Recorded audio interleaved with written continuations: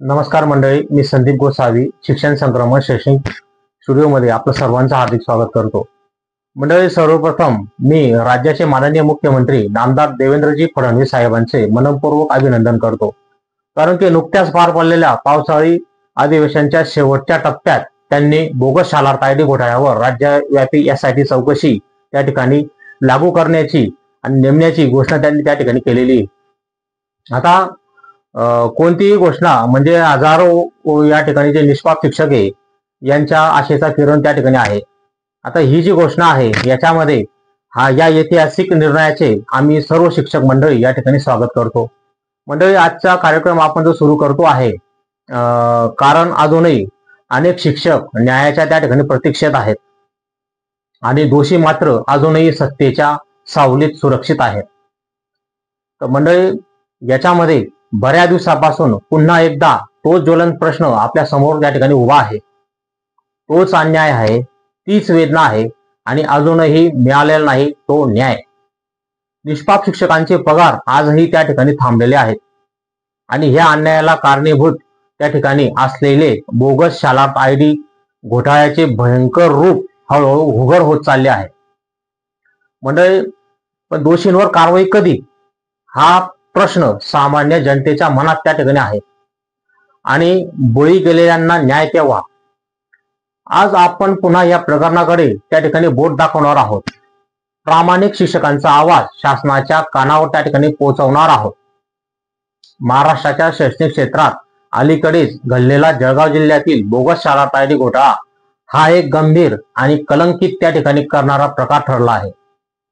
या प्रकरणात काही संस्थाचालक असतील, मुख्याध्यापक असतील आणि प्रशासनातील अधिकारी असतील यांनी संगनमत करून त्या ठिकाणी शेकडो बनावट त्या ठिकाणी शालार तायडी तयार केले. यामुळे शासनाच्या शैक्षणिक निधीचा उपयोग तर झालाच, पण दुरुपयोग तर झालाच, पण त्याचा भयंकर परिणाम त्या निष्पाप आणि नियमित शिक्षकांवर झाला आहे.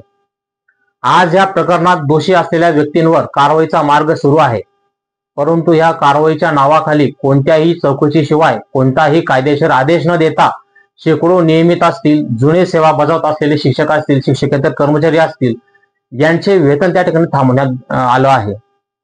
ही घटना केवळ अन्यायकारक नाही, तर त्या ठिकाणी शासनाच्या सेवा शर्ती असतील, सेवा शर्तीचे नियम असतील, शिक्षणाधिकार कायदे असतील, तसेच मानवी हक्कांचेही त्या ठिकाणी उल्लंघन करणारे आहे. शासनाच्या कोणत्याही आदेशाशिवाय कोणतीही वैयक्तिक दोषी ठरणारी प्रक्रिया न पार पडता संपूर्ण पगार यंत्रणा थांबवते. हा प्रशासनाचा मनमानीपणा आणि शिक्षण विभागातील बेपर्वाईचा जिवंत पुरावा त्या ठिकाणी आहे. या प्रकारामुळे अनेक शिक्षकांना आर्थिक अडचणींना त्या ठिकाणी तोंड द्यावं लागत आहे. कर्जफेड असेल, कौटुंबिक जबाबदाऱ्या असतील, आरोग्य विमा असेल, मुलांचे शिक्षण असेल, या सर्व बाबींमध्ये ते अडकल्याचे विदारक चित्र या ठिकाणी समोर आलं आहे. सर्वात वेदनादायक बाब म्हणजे ही अन्यायकारक कारवाई करताना संबंधित संस्थाचालक असतील, मुख्याध्यापक असेल, शिक्षणाधिकारी असेल यांनी कोणतीही उत्तरदायित्व त्या ठिकाणी स्वीकारलेलं नाही. त्यांनी उलट अनेक संस्थांनी, मुख्याध्यापकांनी चुकीची माहिती देऊन सामान्य शिक्षकांचे नाहक पगार रोखले गेले आहेत. नुकत्याच पार पडलेल्या महाराष्ट्र विधिमंडळाच्या पावसाळी अधिवेशनात या प्रकरणाचा मुद्दा अनेक आमदारांनी त्या ठिकाणी मांडला. मुख्यमंत्र्यांनी एसआयटी नेमण्याची घोषणा करून तपासाला गती दिली. आम्ही त्यांचं त्या ठिकाणी स्वागतच करतो. तथापि तपास करत असताना निष्पाप शिक्षकांना शिक्षा नको हा जनतेचा आणि शिक्षकांचा सूर आहे. मंडळी, या ठिकाणी या कार्यक्रमाला सुरुवात करण्यापूर्वी या ठिकाणी सामान्य जनतेच्या मनामध्ये अनेक प्रश्न आहेत. शिक्षकांच्या मनात प्रश्न आहेत. शिक्षकांना शिक्षा का? शाळेतील घोटाळ्याला जबाबदार या ठिकाणी व्यक्तींची नावे स्पष्ट असताना पगार थांबवले जात आहेत, मात्र गुन्हेगारांना त्या ठिकाणी संरक्षण दिलं जातंय का? हेतू पुरस्कार अन्याय केला जातोय का? शिक्षण विभागातील अधिकाऱ्यांनी, संस्थाचालकांनी आणि मुख्याध्यापकांनी संगनमत करून निर्दोष शिक्षकांचं वेतन थांबवलं. ही फक्त प्रशासकीय चूक नाही, हे आर्थिक व सामाजिक शाळाचं रूप आहे. मंडळी, नुसतं शालार तायडी घोटाळा या ठिकाणी यासाठीच्या समोर लक्ष असणार नाही, तर प्रामाणिक शिक्षकांचं हेतू पुरस्कार वेतन का बंद केलं अशी सुद्धा या ठिकाणी एसआयटी चौकशीमध्ये सगळ्यात महत्वाचा प्रश्न त्या ठिकाणी निर्माण होणार आहे. कागदपत्र लपवली गेली, बदलली जात आहे. तुम्ही कितीही कागदपत्र लपवा, फॉरेन्सिक त्या ठिकाणी तपास यंत्रणा आहे. IAS दर्जाचे अधिकारी आहेत, कुणाची या ठिकाणी गय केली जाणार नाही. संस्था चालकांनी अधिकाऱ्यांच्या मदतीने चुकीची माहिती दिली अथवा पुरावे गायब करून तपास दिशाभूल करणं सुरू केलं आहे. या ठिकाणी यासाठी तपास असूनही संरक्षण या ठिकाणी त्यांना म्हणजे होणार तर नाही तशा गोष्टी, पण राज्य शासनाने यासाठी नेमलेली असताना अद्याप संबंधितांवर कठोर कारवाई न होणं म्हणजे प्रशासकीय पातळीवरचा तो त्या ठिकाणी अप्रयत्न असू शकतो. पण मंडळी, या ठिकाणी सत्य गिळून टाकणाऱ्या फायली, संबंधित अधिकाऱ्याकडून काही फायली गायब करण्यात आल्याचा संशय आहे. याचा तांत्रिक तपास त्या ठिकाणी असेल तर त्या ठिकाणी डिजिटल ऑडिट असेल, मेटाडाटा रिव्ह्यू असेल, हे सुद्धा त्या ठिकाणी करणं आवश्यक आहे. शिक्षणाचा गळा घोटणारे भ्रष्ट अधिकारी, शिक्षणाचा दर्जा उंचावण्याऐवजी हे अधिकारी संस्था चालक भ्रष्ट मार्गाने निधी लाटण्यामध्ये व्यस्त आहेत. शिक्षकांच्या घरात त्या ठिकाणी उपासमार आहे. 6 महिने वेतन थांबवले गेले असल्याने शिक्षकांचं कुटुंब असेल आर्थिक संकटात आलेलं आहे. शिक्षण क्षेत्रातील ही गंभीर सामाजिक शोकांतिका आहे. दोषींना शिक्षा, निर्दोषांना न्याय हे धोरण त्या ठिकाणी शासनाने त्या ठिकाणी राबवावं. शासनाने एसआयटीच्या माध्यमातून दोषींवर कारवाई करताना निर्दोष शिक्षकांना त्वरित वेतन आणि सन्मान त्यांचा त्या ठिकाणी द्यावा. या कार्यक्रमातून, या प्रस्तावनेतून सर्व निष्पाप शिक्षक आणि शिक्षकेतर कर्मचारी यांनी शिक्षण मंत्र्याकडे एकच अपेक्षा आम्ही त्या ठिकाणी बाळगतो, तपास व्हावा पण अन्याय नको. तर मंडळी, तपास व्हावा पण अन्याय नको. दोषींवर कारवाई करा पण निर्दोष शिक्षकांना न्याय द्या. दोषींवर कारवाई करा पण निर्दोष शिक्षकांना न्याय द्या. तर मंडळी, आज आपण ह्या कार्यक्रमाला सुरुवात आता करणार आहोत. मंडळी, आपल्याला समोर स्क्रीनवर दिसत आहे या प्रकाराची पार्श्वभूमी आपण थोडक्यात पाहू. शालार तयारी घोटाळ्याच्या चौकशी दरम्यान अनेक ठिकाणी बोगस शिक्षकांना वेतन मिळालं, त्या ठिकाणी ते निष्पन्न देखील झालंय. परंतु त्या ठिकाणी कारवाई करताना तपास पूर्ण न होता, कोणतीही वैयक्तिक चौकशी न करता त्या ठिकाणी काही नियमित नियुक्ती आणि प्रमाणधारक शिक्षकांचंही त्या ठिकाणी वेतन थांबवण्यात आलेलं आहे. या ठिकाणी दुसरा 2 नंबरचा मुद्दा येतोय, अयोग्य त्या ठिकाणी सामूहिक शिक्षा दिलेली आहे. त्याला आपण वन साइडेड ऍक्शन म्हणतो. आता याच्यामध्ये म्हटलं तर त्या ठिकाणी बोगस शिक्षक असतील आणि निष्पाप शिक्षक असतील यांच्या स्पष्ट फरक असतानाही सर्व शाळांचा वेतन निधी एकत्रितपणे त्या ठिकाणी रोखण्यात आलेला आहे. एक प्रशासकीय निष्काळजीपणाचे अत्यंत गंभीर त्या ठिकाणी उदाहरण आहे. पुढे बघा, निष्पाप शिक्षकांवर सामूहिक शिक्षेसारखा परिणाम झालेला आहे, जे या ठिकाणी न्याय नाही. नंबर 3 ला येतोय, या संबंधित प्रकरणाला कोण जबाबदार आहे? मग संबंधित शाळेचे मुख्याध्यापक असतील, संस्था चालक असतील, शिक्षणाधिकारी माध्यमिक जळगाव असतील, यांनी यामध्ये स्पष्टता आणणं या ठिकाणी महत्वाचं आहे.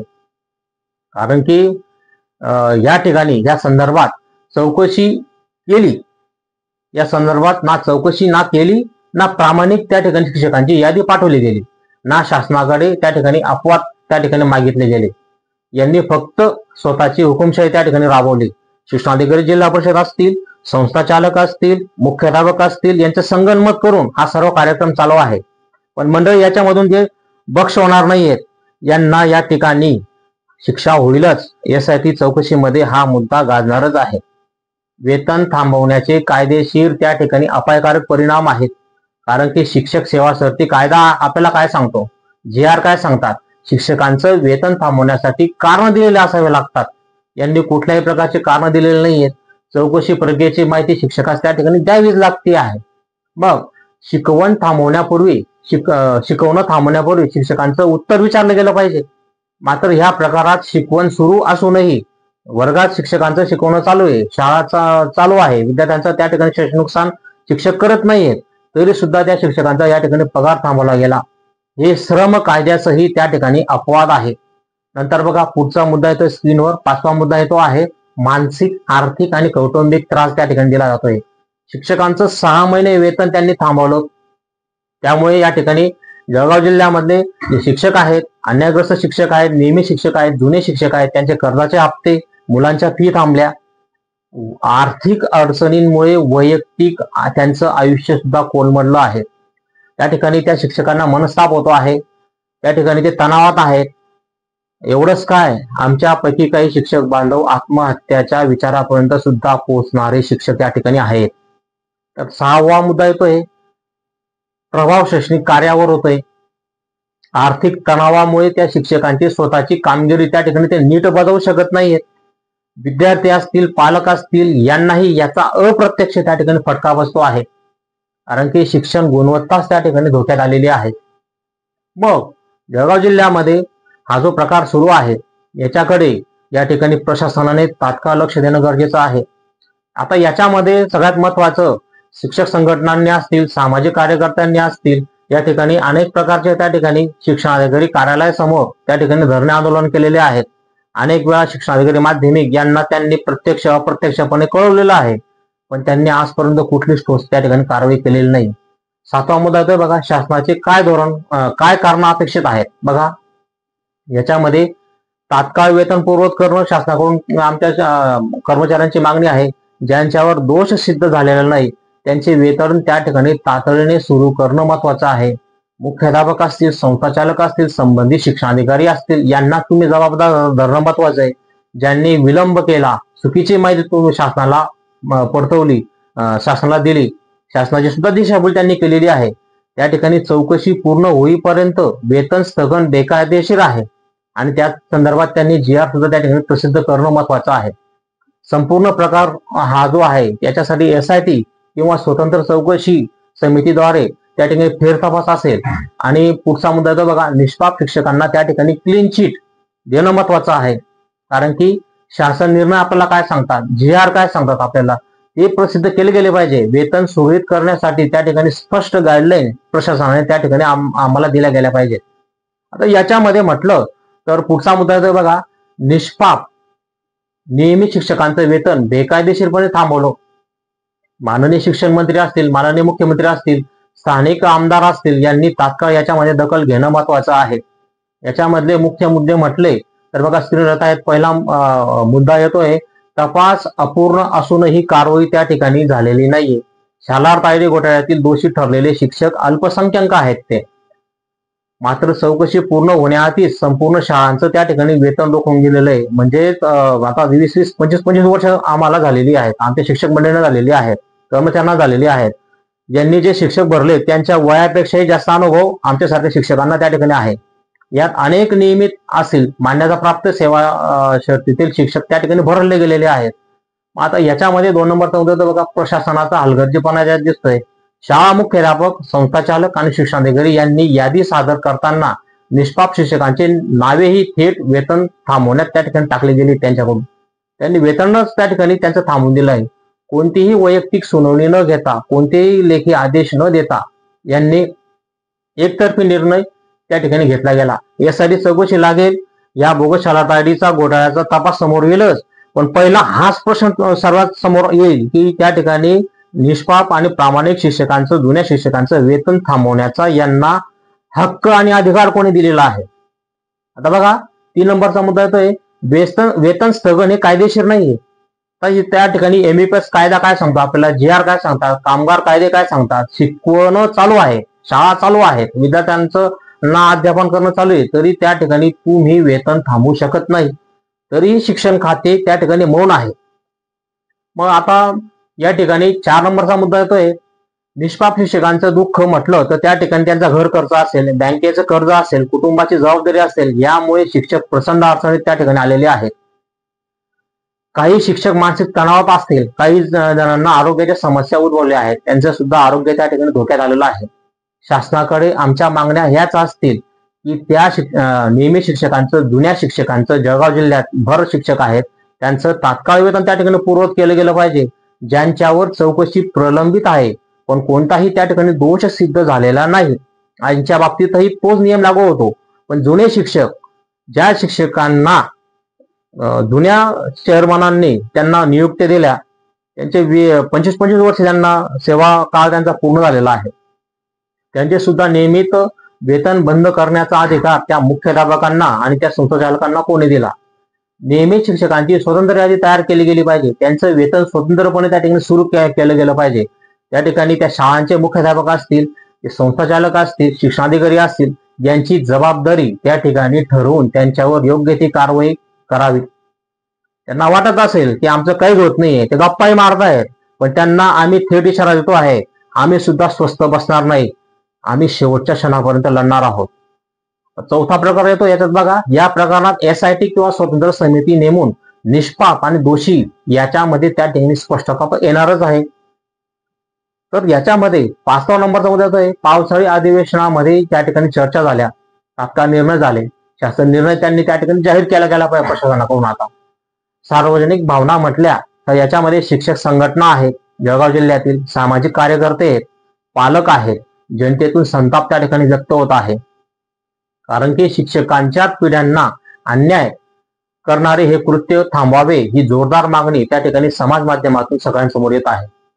आता या ठिकाणी मुद्दा येतोय, नवीन उपसंचालक आहेत, नवीन नियुक्ती झाली त्यांची. नाशिक याच्यामध्ये नवीन उपसंचालक आलेले आहेत नाशिक विभागात, त्यांनी सुद्धा दखल घेण्याची त्या ठिकाणी अपेक्षा आहे. त्या संदर्भात आमचे शिक्षक मंडळी नवीन उपसंचालक साहेबांना जाऊन घेतलेली आहे. सर्व प्रकार त्यांना त्या ठिकाणी त्यांनी समजावून दिलेला आहे. पाहू आता आपण की नवीन उपसंचालक याच्यामध्ये काय भूमिका घेतात. शिक्षण मंत्री माननीय दादा भुसे साहेब असतील, यांनी नाशिकमधील शिक्षण विभागाची बैठक घेतली आणि SITचा राज्यव्यापी तपास सुरू असल्याचं सुद्धा त्यांनी त्या ठिकाणी नमूद केलेलं आहे. या बैठकीत माननीय नवीन उपसंचालक साहेब होते, इतर त्या ठिकाणी अधिकारी होते. यांच्या जबाबदारीमध्ये परिणाम अपेक्षित असल्याचे संकेत त्यांनी त्या आम्हाला दिलेले आहेत. याचा अर्थ असा की नाशिक उपसंचालकांनी याच प्रकरणाकडे त्वरित आणि कटिबद्ध दखल देऊन निष्पाप शिक्षकांचं वेतन, पुनर्बांधणी आणि अनधिकृत लोकांवर त्या ठिकाणी कारवाई होईल असं त्या ठिकाणी अपेक्षित आहे आणि त्यांची वाटचाल त्या दिशेने आहे. आता याच्यामध्ये 2 नंबरचा मुद्दा असा येतोय, पावसाळी अधिवेशनामध्ये जी चर्चा झाली, माननीय मुख्यमंत्री देवेंद्रजी फडणवीस यांनी विधानसभेत सांगितलं की शालार्थ ID घोटाळ्यामुळे राज्याला जवळजवळ 2000 ते 3000 कोटींचा आर्थिक त्या ठिकाणी तोटा झालेला आहे आणि SIT स्थापन त्या ठिकाणी ते करणार आहेत. तरीही नाशिक प्रशासनाने प्रामाणिक शिक्षकांचं वेतन न थांबवता त्या ठिकाणी त्यांनी वेतन रोखलंय. अजून सुद्धा त्या ठिकाणी त्यांची घोषणा होऊन 5-6 दिवस झाले, पण अजूनही त्या ठिकाणी उपसंचालक साहेबांनी त्या ठिकाणी काढला नाही किंवा कुठल्याही प्रकारचा परिपत्रक त्यांनी त्या ठिकाणी काढलेलं नाही. ज्यामुळे पावसाळी अधिवेशनामध्ये त्या ठिकाणी ठळक भूमिका आणि स्पष्ट आदेश सत्तेकडे अपेक्षित होते, हे आपल्याला त्या ठिकाणी समजून घ्यायचं आहे. आता 3 नंबरचा मुद्दा तो स्क्रीनवर बघा, SIT तपासाच्या अद्ययावत माहितीचे मुद्दे म्हटले तर SITच्या निकालानुसार महाराष्ट्रामध्ये 622 नियुक्त्यांपैकी फक्त 75 नियमानुसार त्या ठिकाणी होत्या. बाकीमध्ये 547 फेक IDचा वापर करण्यात आला. याच्याद्वारे 100 कोटींपेक्षा मोठा घोटाळा त्या ठिकाणी आपल्याला आढळला. या अनाधिकृत नियुक्त्यांमुळे राज्याच्या शैक्षणिक संस्थांना मोठा धोका निर्माण झाला. 4 नंबरचा मुद्दा तो आहे, अधिकाऱ्यांची जबाबदारी आणि कारवाईची मागणी. याच्यामध्ये मुख्याध्यापक असतील, संस्थाचालक असतील, लेखाधिकारी असतील, वेतनाधिकारी असतील इत्यादींच्या या ठिकाणी लापरवाया त्या ठिकाणी आपल्याला दिसून येतात. ज्या तपासण्या होणं निश्चित होतं त्याच्यामध्ये देखील त्या ठिकाणी तात्परतेने कारवाई होणं गरजेचं आहे. विशेषतः म्हटलं तर नाशिक उपसंचालक आणि इतर अधिकाऱ्यांवर ज्यांनी वेतन स्थगित केले त्यांच्यावर तात्काळ त्या ठिकाणी निलंबन होणं महत्वाचं आहे. SIT चौकशीचे आदेश सरकारने देणं त्या ठिकाणी आवश्यक आहे आणि त्या संदर्भात शेवटच्या टप्प्यामध्ये माननीय मुख्यमंत्री देवेंद्रजी फडणवीस साहेब यांनी तसे ते चौकशीचे आदेश त्या ठिकाणी दिलेले आहेत. निष्पाप शिक्षकांचे प्रश्न आणि आर्थिक परिणाम जर म्हटलं 5वा मुद्दा, याच्यामध्ये 6 महिन्याचं वेतन त्या ठिकाणी रोखल्यामुळे शिक्षक कर्जबाजारी झाले आहेत. घर खर्च त्यांचा डोकेदुखी ठरला आहे. मुलांची फी असेल, आरोग्याच्या बाबतीमध्ये गंभीर त्या ठिकाणी तक्रारी समोर येत आहेत. तर शिक्षण क्षेत्रातील नैतिकता आणि प्रतिष्ठेची चिंता आणि राज्यभर त्या ठिकाणी आहे. तर 6 नंबरचा मुद्दा तर आमच्या मागण्या अशा आहेत की माननीय उपसंचालक साहेब नाशिक यांनी माननीय राज्यपाल शिक्षण खात्याचा कारवाई पत्रक त्यांना मिळालेले आहेत. SIT निर्णयावर वेतन पुनर्बांधणी त्यांनी तयार केलेली ती दाखवली गेली पाहिजे. तसेच माध्यमिक जिल्हा शिक्षणाधिकारी असतील जळगाव यांच्यावर अनाधिकृत वेतन रोखल्याबद्दल या तपासामध्ये दोषी आहेतच ते, त्यांच्यावर त्या ठिकाणी निलंबनाची कारवाई देखील झाली पाहिजे. आताच नुकतेच पावसाळी अधिवेशनामध्ये माननीय राजू मामा भोळे यांनी संबंधित शिक्षणाधिकाऱ्यांच्या त्या ठिकाणी निलंबनाची देखील मागणी केलेली आहे आणि माननीय शिक्षण मंत्र्यांनी त्यांना तात्काळ त्या ठिकाणी प्रतिसाद दिला आहे. आम्हाला अपेक्षा आहे की त्यांनी लवकर त्यांचं निलंबन करावं. मुख्यमंत्री असतील, शिक्षण मंत्री असतील यांनी त्या संदर्भात स्पष्ट लवकर त्या ठिकाणी GR काढावेत, स्पष्ट आदेश द्यावे ज्यात वेतन रोखण्यासाठी स्पष्ट कारण संहितेचा उल्लेख त्या ठिकाणी केला गेला पाहिजे. शालार्थ आयडीच्या सत्यतेची व्यक्तिनिहाय त्या ठिकाणी तपासणी झाली पाहिजे आणि नियोजित वेतन रोख कारवाईचे निकष सुद्धा त्यांनी त्या ठिकाणी स्पष्ट केले गेले पाहिजेत. माननीय मुख्यमंत्री देवेंद्रजी फडणवीस साहेब यांनी विधानसभेत या ठिकाणी या प्रश्नावर गंभीर लक्ष दिलं आहे. पावसाळी अधिवेशनाच्या बैठकीत माननीय मुख्यमंत्री देवेंद्रजी साहेब यांनी हे प्रकरण राज्यव्यापी आर्थिक धोरणाचा त्या ठिकाणी प्रश्न म्हणून त्यांनी मांडलंय. त्यांनी सांगितलं की याच्यामध्ये थोडाफार फरक नाही, हा 2000 ते 3000 कोटीपर्यंतचा हा घोटाळा जाऊ शकतो. या संदर्भात त्यांनी SIT स्थापन करण्याचं आश्वासन दिलं. ज्या योगे साधारणतः नागपूर विभागापेक्षाही त्या ठिकाणी त्यांनी राज्यव्यापी त्या ठिकाणी चौकशी विस्तारली जाईल असं आपल्याला त्या ठिकाणी आश्वासन दिलेलं आहे. 2 नंबरचा मुद्दा आहे तो आरोप आणि SIT संदर्भात स्पष्ट भाषेत त्यांनी केलेलं आहे. विधानसभेत प्रश्न विचारणारे माननीय आमदार विजय वडेट्टीवार यांच्याशी उत्तर देताना फडणवीस साहेबांनी सांगितलं होतं की याच्यामध्ये चार्जशीट त्या ठिकाणी फक्त पुराव्याचा आधार असतील त्या ठिकाणी ते दाखल केले गेले आहेत. There is no questions of shielding anyone असे मुख्यमंत्री साहेब यांनी त्या ठिकाणी स्पष्ट केलेले आहेत. 3 नंबरचा मुद्दा तो स्क्रीनवर SIT कारवाई आणि अंमलबजावणी. याच्यामध्ये आपण पाहिलं नागपूर जिल्हा परिषद स्तरावर पे युनिटचा जो आपण अंतर्गत ती VID उत्पन्न झाल्याची त्या ठिकाणी तक्रार नोंद झाली आहे. याच्यावर SITचा शोध त्या ठिकाणी घेतच आहे. नागपूर बरोबर त्या ठिकाणी नाशिक आहे, जळगाव विभाग आहे, या जिल्ह्यामध्ये देखील फेक शालार्थ आयडीचे पुरावे त्या ठिकाणी सापडलेले आहेत. याच्यामुळे SITचा दायरा आणि त्या सर्व प्रदेशापर्यंत तो वाढवला जात आहे. महत्वाच्या मुद्द्यांचा सारांश म्हटलं तर याच्यामध्ये मुद्दा तपशील येतो. घोटाळ्याचा आर्थिक परिणाम काय झालेला आहे. जवळजवळ 2000 ते 3000 कोटी संभाव्य तोटा या ठिकाणी शासनाला झालेला आहे. नंतर बघा राज्यव्यापी चौकशी आदेश दिले गेले, त्याच्यामध्ये पुराव्यावर आधारित कारवाई होईल. चार्जशीट फक्त पुराव्यावरून दाखल होतील, कोणालाही त्या ठिकाणी कोणतीही संरक्षण नाही, कोणालाही त्या ठिकाणी पक्ष केले जाणार नाही. याच्यामध्ये जिल्हा स्तरावरील तपास म्हटला तर नागपूर, भंडारा, नाशिक या ठिकाणी नंतर जळगाव यांचा देखील त्याच्यात समावेश आहे. आता SIT कडून म्हटलं तर पुढील तत्पर कारवाई आम्हाला अपेक्षित आहे. जळगाव मध्ये जे या बोगस शालार्थ आयडी संबंधित जे मुख्याध्यापक असतील, शिक्षणाधिकारी असतील यांच्यावर वेतन थांबवणाऱ्या बाबतीत सुद्धा त्या ठिकाणी चौकशी SITने सर्वप्रथम केली गेली पाहिजे.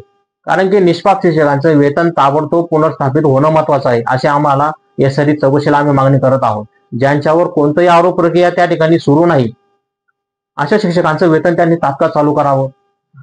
3 नंबरचा मुद्दा आहे सार्वजनिक विश्वास साधण्यासाठी शासकीय GR त्या ठिकाणी जारी करणं महत्वाचं आहे. ज्याच्यामध्ये SIT असेल, ते निर्णय असतील, आरोपींची नावं त्यांनी तात्काळ जाहीर करावी. कारवाईची वेळ ठरलेली असेल तर आमच्या मागण्या खालीलप्रमाणे आहेत. ज्या अधिकाऱ्यांनी मुख्याध्यापकांनी येतो स्क्रीनवर बघा, ज्या अधिकाऱ्यांनी मुख्याध्यापकांनी किंवा संस्थाचालकांनी निर्दोष शिक्षकांचं वेतन हेतू पुरस्कारपणे थांबवलं त्यांची वैयक्तिक जबाबदारी निश्चित त्या ठिकाणी केली गेली पाहिजे. अशा जबाबदार व्यक्तींवर त्या ठिकाणी शिस्तभंगात्मक कारवाई त्या ठिकाणी करण्यात यावी. त्यांच्या निलंबनाची सुद्धा त्या ठिकाणी प्रक्रिया सुरू करण्यात यावी. 3 नंबरचा मुद्दा येतोय संबंधित शिक्षकांचे थांबवलेले वेतन मागील कालावधीसह त्वरित अदा करण्यात यावं. 4 नंबरचा मुद्दा येतोय बघा स्क्रीनवर, संपूर्ण राज्यभर अशा घटनांचा अहवाल तयार करून SIT मार्फत त्यावर स्वतंत्र तपास सुरू करावा. 4 नंबरचा मुद्दा येतोय बघा, आम्ही कोणती कारवाई मागतो तर त्याच्यामध्ये पहिला मुद्दा येतोय SIT चौकशी समितीकडे स्पष्ट सूचना आम्हाला अपेक्षित आहे. तर याच्यामध्ये जे मुख्याध्यापक असतील, संस्थाचालक असतील, शिक्षणाधिकारी असतील त्यांनी निर्दोष शिक्षकांचं वेतन थांबवलं. याच्यामध्ये तपास यंत्रणा महत्वाची आहे. वैयक्तिक जबाबदारी त्यांची ठरवली गेली पाहिजे. त्यांच्यावर शिस्तभंगात्मक सुद्धा कारवाई केली गेली पाहिजे. त्यांचं निलंबन केलं पाहिजे. त्यांच्याकडून पैसा वसुली केला गेला पाहिजे. सेवा समाप्तीपर्यंतची कारवाई त्यांची करावी अशी आमची मागणी आहे. शासनाकडून GR सुद्धा त्या ठिकाणी जारी झाला पाहिजे. जिथे कोणत्याही शिक्षकांचे वेतन थांबवलं त्यांचं वेतन सुरू करण्याचे स्पष्ट आदेश त्यांनी दिले गेले पाहिजे. आता SIT कडे थेट रिपोर्टिंग आणि प्रत्येक केसच्या प्रधाने अभिनय निर्देशित त्या ठिकाणी केले गेले पाहिजे. नियमित शिक्षकांचं वेतन मागील 6 महिन्यापासून त्वरित त्या ठिकाणी देण्यात यावं. त्याला आपण सबसिस्टन्स अलाउन्स म्हणतो. यामध्ये आर्थिक नुकसान त्यांचं भरून त्या ठिकाणी निघालं पाहिजे. नंतर 4 नंबरचा मुद्दा आहे सामाजिक, आर्थिक आणि नैतिक परिणाम. याच्यामध्ये नियमित शिक्षकांचं आताच आपण पाहिलं त्यांचं जीवनमान असेल, कुटुंब असेल, त्यांच्यावर झालेलं कर्ज असेल, असे गंभीर परिणाम त्यांच्यावर झालेले आहेत. प्रशासनाने व्यवस्थेवर जनविश्वास धोक्यात आणलेला आहे. अशा प्रकारची भूमिका या अधिकाऱ्यांनी घेतलेला आहे. शिक्षण क्षेत्रातील प्रतिष्ठा आणि नैतिक आधार मजबूत करण्यासाठी कठोर कारवाई या ठिकाणी नितांत आवश्यक आहे. शासकीय यंत्रणेतील त्या ठिकाणी अपयशाचे विश्लेषण म्हटलं तर याच्यामध्ये संच मान्यता प्रक्रिया त्या ठिकाणी अपूर्ण आहे. येथे स्क्रीनवर बघा. कोणतीही नियुक्ती शाला आयडी प्राप्त होण्याआधीच मान्यता प्राप्त असल्याचे प्रमाणपत्र आवश्यक असते. अनेक शाळांमध्ये मुख्याध्यापक संस्था प्रमुखांनी मान्यताशिवाय बोगस शिक्षकांची माहिती टाकून त्या ठिकाणी आयडी निर्माण केले. शिक्षणाधारी स्तरावर ही माहिती पडताळण्यात तिथं अपयश आलेलं आहे. आढावा बैठक फक्त त्यांनी कागदावरच घेतल्या. आता या ठिकाणी जिल्हा शिक्षणाधिकारी असतील तर या शिक्षणाधिकारी कार्यालयाने संस्थांची शाळा तपासणी केल्या गेल्या पाहिजे, भेटी घेतल्या पाहिजे, कागदपत्र तपासणी त्यांनी केली गेल्या पाहिजे. वार्षिक नियमानुसार त्यांनी तपासणी घेतल्या नसल्यामुळे ही भानगड त्या ठिकाणी वाढलेली आहे. त्याच्यामुळे पारदर्शक ऑडिट आणि वर्गवार उपस्थिती या ठिकाणी यंत्रणा त्या ठिकाणी बसवली गेली पाहिजे. ती प्रतिशत आपल्याला दिसतच नाहीये. शाळा प्रणालीमध्ये सुद्धा तांत्रिक त्रुटी आहेत. या ठिकाणी लॉग इन असेल, अधिकाऱ्यांची अतिस्वायत्तता. काही जिल्ह्यांमध्ये संस्थाचालक मुख्याध्यापक हे स्वतः शालार्थामध्ये शिक्षकांची माहिती भरतात. त्यांना कोणी दिला अधिकार? शिकवण्याची यादी आणि शालार्थ यादीत साम्य नसणे तरी वेतन संमती देण्यात आली. फार मोठा गोंधळ करून ठेवला आहे. अंबड तालुक्यात जास्त झालेला आहे. बायोमेट्रिक प्रणाली शाळांमध्ये न लावल्यामुळे बोगस शिक्षक प्रत्यक्ष अनुपस्थित राहून वेतन घेत आहेत. आता शिक्षकांविरोधात म्हटलं तर अन्यायकारक आणि एकतर्फी कारवाई झालेली आहे. कोणतीही तक्रार, नोटीस किंवा सुनावणी न घेता नियमित शिक्षकांचं वेतन थांबवणं म्हणजे हे एमईपीएस ऍक्ट जो आहे त्या संविधानातील कलम 311(2) त्या ठिकाणी भंग होत आहे. वास्तविक दोषींना वाचवण्यासाठी निर्दोषांवर खापर फोडणं सुरू आहे. या शिक्षकांचं मानसिक असेल, आर्थिक असेल नुकसान भरून काढण्याची जबाबदारी ही शासनाची आहे. कायद्यानुसार जबाबदारी आणि गुन्हेगारी प्रक्रिया म्हटला तर 9 नंबरचा मुद्दा स्क्रीनवर येतोय. बघा, याच्यामध्ये शिक्षा प्रक्रिया येते. आयपीसी अंतर्गत कलम येतोय. कलम आता बघा 420 अंतर्गत फसवणुकीचा गुन्हा यांच्यावर नोंद केला पाहिजे. 409 शासकीय निधीचा गैरवापर केलाय. 120B कट रचना यांनी केलेले हे कलम त्या ठिकाणी लागू होत आहे. बोगस शिक्षक आणि संलग्न अधिकारी यांच्यावर एफआयआर दाखल करून त्या ठिकाणी आर्थिक नुकसान त्या ठिकाणी वसूल केलं गेलं पाहिजे. शासन निर्णय आणि आदेश याच्या बाबतीत म्हटलं तर 12 जून 2023चा एक आदेश आहे. शाळेतील प्रत्येक नवीन शिक्षकांची एनओसी त्या ठिकाणी मंजुरी त्या ठिकाणी बंधनकारक आहे. त्याच्यामध्ये GR दिसतोय आपल्याला स्क्रीनवर बघा. 23 जानेवारी 2021चा शालार्थ प्रणालीचा वापर करताना विभागीय उपाययोजना होणं महत्वाचं आहे. नियमित ऑडिट त्या ठिकाणी अनिवार्य आहे. आता ह्या गोष्टी होत असताना 15 फेब्रुवारी 2022चा निर्णय सुद्धा आपल्याला येतोय स्क्रीनवर. शिक्षकांच्या सेवा पुस्तिकेमध्ये शालार्थ आयडी क्रमांकाचे संलग्न प्रमाणपत्र त्या ठिकाणी आवश्यक आहे. आता याच्यामध्ये सुधारणा आणि पुनर्रचना प्रस्ताव म्हटलं तर शिक्षकांची नियुक्ती ही ऑनलाईन सिंगल विंडो पोर्टल वरूनच होईल अशी अधिसूचना त्यांनी जारी केली गेली पाहिजे. ही आमची शिक्षकांची मागणी आहे. शासकीय शाळांप्रमाणे खासगी अनुदानित शाळांमध्ये सुद्धा बायोमेट्रिक हजेरी त्या ठिकाणी बंधनकारक करावी. कोण केव्हा येतो, कुठूनही येतो, कसाही येतो. ज्या ठिकाणी शिक्षक स्वाक्षरी करताय रोजच्या मस्टरवर, आज वेगळे नावं असतात, उद्या वेगळे नावं दिसतात. हे काय चाललंय अंबड तालुक्यात? संपूर्ण महाराष्ट्रात शिक्षकांकरता ई सर्व्हिस बुक करणं महत्वाचं आहे. QR कोड असणं महत्वाचं आहे. त्याच्याशिवाय प्रमाणपत्र आणि केंद्रीय मान्यता यंत्रणा त्यात लागू केली गेली पाहिजे. त्या ठिकाणी आमची SIT कडे मागणी असेल की त्या ठिकाणी शिकवणाऱ्या शिक्षकांची यादी बघा तुम्ही, शालार्थ डाटा बघा तुम्ही, त्या मान्यता आदेश बघा तुम्ही. ते 3 घटक एकमेकांशी लिंक करणं महत्वाचं आहे. यासाठी नवीन API प्रणाली त्यांनी उभारली पाहिजे. माझी शासनाला विनंती आहे की त्यांनी नवीन API प्रणाली त्या ठिकाणी उभारली गेली पाहिजे. यासाठी तपासाचा रिपोर्ट सार्वजनिक केला गेला पाहिजे. संबंधित अधिकारी यांना खुले मंचावर त्या ठिकाणी जबाबदार धरलं गेलं पाहिजे. मग या ठिकाणी न्यायालयीन हस्तक्षेपाचा पर्याय या प्रकरणात जर शासन अनुत्तरदायी असेल तर साहजिक आहे कोर्टामध्ये जनहित याचिका जाईल. त्या ठिकाणी PIL आपण दाखल करू शकतो. मान्यता शिवाय शिक्षक भरती, नियमित शिक्षकांचं वेतन थांबवून मूलभूत हक्कांचं उल्लंघन केलंय त्यांनी. SIT तपास सार्वजनिक न करण्याची अपारदर्शकता सुद्धा त्यांनी दाखवलेली आहे. प्रखर मुद्दे म्हटलं निर्दोष शिक्षकांचं वेतन थांबवण्याबाबत म्हटलं तर न्यायालयीन आदेशाशिवाय वेतन थांबवणे हे बेकायदेशीर कृत्य आहे. कोणत्याही शिक्षकाचं वेतन थांबवण्याचं असेल तर त्याला कारण दाखवत त्या ठिकाणी लेखी सूचना द्यायला दिल्या गेल्या पाहिजे, सुनावणी घेतली गेली पाहिजे. त्या प्रकरणांवर सेवा नियमानुसार नोटीस देणं त्या ठिकाणी बंधनकारक असतं. हे न करता थेट वेतन थांबवलं गेलं म्हणजे न्याय प्रक्रिया डावलली त्यांनी. अन्यायकारक निर्णय घेतला गेलेला आहे. वास्तविक दोषींना वाचून निर्दोष शिक्षकांना कापड फोडलं. दोषी संस्थाचालक, मुख्याध्यापक, शिक्षक यांच्यावर कारवाई न करता त्यांच्या चुकीचे फळ शिक्षकांना दिले गेले. निष्पाप शिक्षकांना, जुन्या शिक्षकांना दिलं गेलं. बोगस शिक्षक प्रणालीमध्ये सहभागी नसलेल्यांचा पगार थांबवणे म्हणजे दुहेरी शिक्षा आहे. तो MIPS कायदा, सेवा चर्ती कायदा कलम 4 आणि 5 त्या ठिकाणी भंग होतो. शिक्षकांच्या सेवा सुरक्षा कायद्याच्या बाबतीमध्ये असेल तर MIPS ऍक्ट आपल्याला काय सांगतो? की कोणतीही शिक्षा त्या ठिकाणी वेतन थांबवणे ही शिस्तभंग कारवाईच्या प्रक्रियेतून त्या ठिकाणी होऊ शकते. यामध्ये कोणतीही चौकशी न करता थेट वेतन बंद करणे म्हणजे कायद्याला पायदळी त्या ठिकाणी उडवलं गेलंय. मग याच्यामध्ये 4 नंबरचा मुद्दा आहे मानसिक आणि आर्थिक छळाचा गंभीर परिणाम आहे. 6 ते 7 महिन्यापासून वेतन न मिळाल्याने शिक्षकांचं त्या ठिकाणी कर्ज थकलं, घरगाडा विस्कळीत झालं, अनेक प्रकारच्या समस्या तुम्हाला स्क्रीनवर दिसतात बघा. आता हे जे प्रकरण चालू आहे याच्यामध्ये वन साईज फिट्स ऑल पद्धतीने वेतन थांबवणं हे अन्यायकारक आहे. कारण की हे बोगस शिक्षक प्रकरणामध्ये ज्या शाळांमध्ये घडलं त्या सर्व शिक्षकांना तुम्ही डायरेक्ट तावणीवर लावलं, सर्व शिक्षकांचं वेतन थांबवलं. खऱ्या नियमित शिक्षकांना वेगळं करण्यात आलं नाही. त्या ठिकाणी प्रत्येक प्रकरण स्वतंत्र असताना सर्वांना दोषी मानणं म्हणजे अन्याय आहे. मग या ठिकाणी 6 नंबरचा मुद्दा जो आहे JR आणि शासन निर्णयाचा सर्रास उल्लंघन त्या ठिकाणी झालेलं आहे. 13 मे 2014 नुसार त्या ठिकाणी शासन निर्णय आहे. शिक्षकांची शिस्तभंग कारवाई केवळ तपासानंतरच करता येते. या JRचा सरळ भंग केलेला आहे अधिकाऱ्यांनी. त्यांना स्वतःच त्या ठिकाणी शिक्षा ठोठावली त्यांनी स्वतः, म्हणजे त्यांना अधिकार दिलेले आहेत.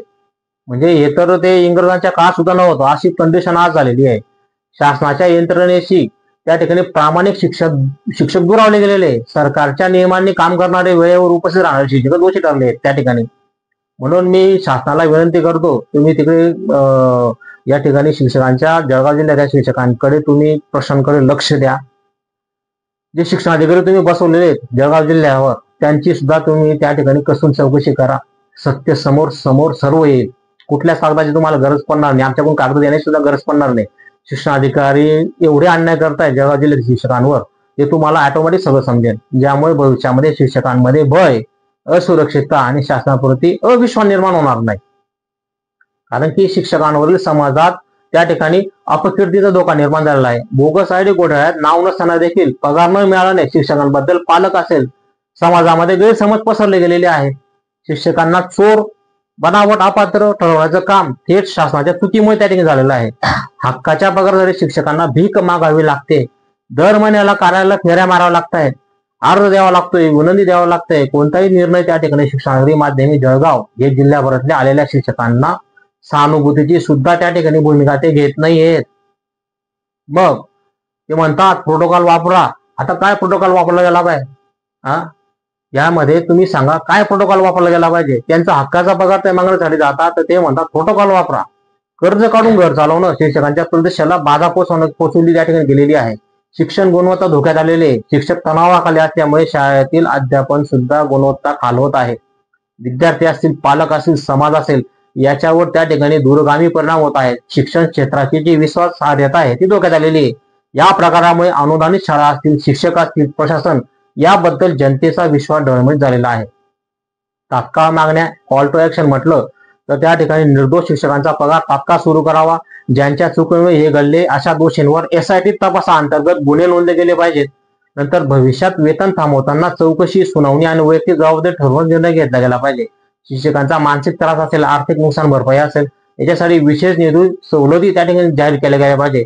माननीय मुख्यमंत्र्यांकडून शिक्षकांची आमची एकच अपेक्षा आहे की शिक्षकांच्या न्यायासाठी वैयक्तिक लक्ष तुम्ही द्या.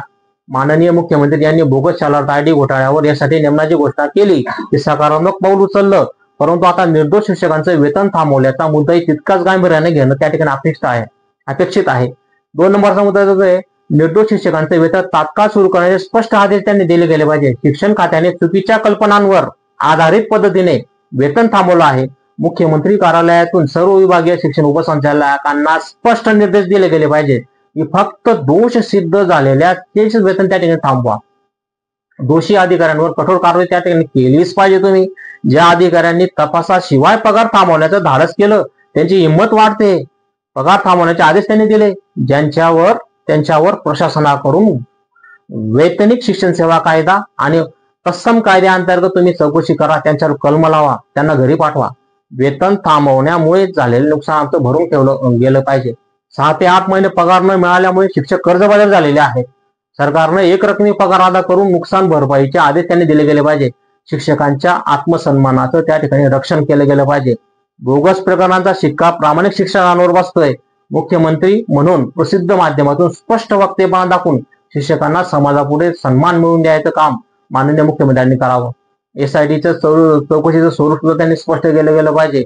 दोषी कोण आहे ते ठामपणे त्यांनी जाहीर करावं. SIT केवळ ही शालर IDचाच त्या ठिकाणी तपास करत आहे. पण निष्कलन शिक्षकांवर अन्याय करणाऱ्यांची नावे देखील त्या ठिकाणी जाहीर व्हावी ही शिक्षकांची आस्थेची अपेक्षा आहे. याच्यामध्ये मुख्यमंत्री हेल्पलाईन तुम्ही चालू करू शकतात. ग्रीव्हन्स मेकॅनिझम त्या ठिकाणी सुरू करावा. शिक्षक शिक्षकेतर कर्मचाऱ्यांना त्यांचा पगार का थांबवण्यात आला याची माहिती मिळवण्यासाठी मुख्यमंत्री ग्रीव्हन्स सेल कार्य त्या ठिकाणी तुम्ही चालू करा. शिक्षकांच्या संवेद खुले संवाद त्या ठिकाणी तुम्ही आयोजित करा. शासन आपल्या सोबत आहे हे शिक्षकांना समजून द्या. तुम्ही माननीय मुख्यमंत्री स्तरावर ऑनलाईन संवाद बैठक तुम्ही घडवून आणा शिक्षकांची. माननीय शिक्षण मंत्री असतील, जिल्हा अधिकाऱ्यांना तुम्ही जबाबदार धरण्याचे त्या ठिकाणी आदेश दिले गेले पाहिजे. जे जबाबदार आहे त्यांच्यावर तुम्ही कारवाई केली गेली पाहिजे. पगार थांबवणारे निर्णय शिक्षण खात्यातील अधिकाऱ्यांनी घेतले, त्याच्यामुळे माननीय मुख्यमंत्र्यांनी स्पष्ट आदेश देऊन खात्याच्या जबाबदार त्या ठिकाणी अधिकाऱ्यांना उत्तरदायी ठरवावं. शेवटची अपेक्षा आमची अशीच आहे. मुख्यमंत्री म्हणजे न्यायाचे शेवटचे दार आहे आमच्यासाठी. शेकडो शिक्षकांनी आपली वेदना मांडली, परंतु यावर आता कोणताही ठोस निर्णय झालेला नाही. आता आपल्या माननीय मुख्यमंत्र्यांकडून आम्ही न्यायाची अपेक्षा आणि आशा ठेवतो आहे. तर मंडळी, अशा पद्धतीने आपण या भागामध्ये ही माहिती पाहिली. तर मंडळी, शिक्षक हा समाजाचा खरा शिल्पकार आहे. पण जळगाव जिल्ह्यातील अनेक जुन्या नियमित शिक्षकांना गेल्या 6 महिन्यापासून पगारापासून वंचित ठेवलं जात आहे. ही त्यांच्या चुकीमुळे नव्हे तर संस्था चालक असतील, मुख्याध्यापक असतील, शिक्षणाधिकारी असेल यांच्या संगनमताने झालेल्या बोगस शालार्थ आयडी घोटाळ्यामुळे या गंभीर प्रकरणात दोषी ठरवणाऱ्यांवर कारवाई न करता निष्पाप सेवावृत्ती शिक्षकांची आर्थिक मानसिक कुचंबना सुरू आहे. हे केवळ अन्यायकारकच नाही तर शिक्षण व्यवस्थेच्या मुळावर घाव घालणारे आहे.